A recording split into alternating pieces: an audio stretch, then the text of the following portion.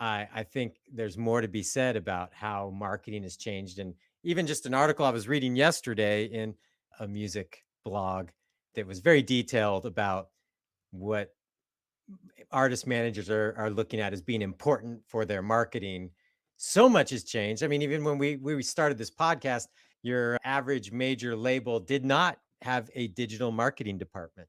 The idea of engaging on social media, the value of that was considered dubious and unmeasured and maybe even unmeasurable at the time. And now that is such a shift of the focus of direct to consumer, direct marketing compared to, hey, we got to have the end cap at this store. We got to have the billboard on Sunset Boulevard. We have to have the Yeah, music video. and to the degree that you were paying like a professional to help, it would be radio promo campaigns and PR. And both of those things, at least for independent music, are well, with radio, I'd say it's a complete waste of money. PR is a crapshoot whether it's worth it or not. But like going straight to your audience through social ads is, I think, way better and a way more better for our authenticity and artistry than having to be a billboard or having to be on the cover of Rolling Stone or something. Yeah, I think marketing went from being something that there are finite resources, and so therefore it was a premium, meaning there's only so many billboards, there's only so many end caps, there's only so many slots on a radio station, and therefore there's gatekeepers deciding who's worth promoting, and it was more general audiences. And that's what has been so amazing to watch at CD Baby. And one of the things that I discovered in my early days is just like how much music is out there and how many people will consume it if they know it's there. And my frustration coming from a label and wanting to be a cheerleader for independent artists was like, forget what those gatekeepers say. I saw how it wreaked havoc in some things with our career. And like, for instance,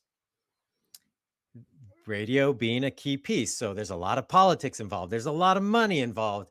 And to finally, get a song pitched and in the hands of the program director, if they don't like it or they just play it a little bit, that song is deemed a failure based on the gatekeeper not adding it into heavy rotation, not for the fact that fans don't like it. And so the idea that these people got to decide whether or not fans even had the opportunity to hear something and got to decide if something was a failure just based on information that was not related to the fans themselves was really frustrating for me. And I think that's one thing that marketing, you can go target your exact audience type and let them decide for themselves. And to me, Yeah. that's a beautiful thing. Well, and the sort of gatekeepers and connections can still be important, but like you're saying, it sort of inverts it. Instead of you impressing those people so you can build the audience, you can build the audience in order to reach the tastemaker who then sort of adds fuel to the fire. Yeah, and I think one of the main things that has changed, and it's I've changed my tune on labels. I used to say absolutely never, never, never sign a label deal. Really, what I was saying is, unless you actually read the contract and understand exactly the trade-offs you're getting, or understand exactly what you're getting yourself into, and understand that at some point this is going to end, and you better have a way to keep those fans with you after the label's gone.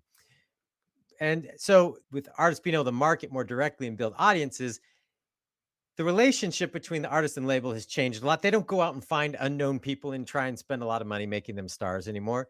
They go look for people that are already had audiences. And I think if you're smart and you understand what you're getting yourself into and the trade-offs with the label can be a step to help you reach a bigger audience, but you got to know what you're getting yourself into and that it's not like, oh, I'm putting them in the driver's seat and my career's made.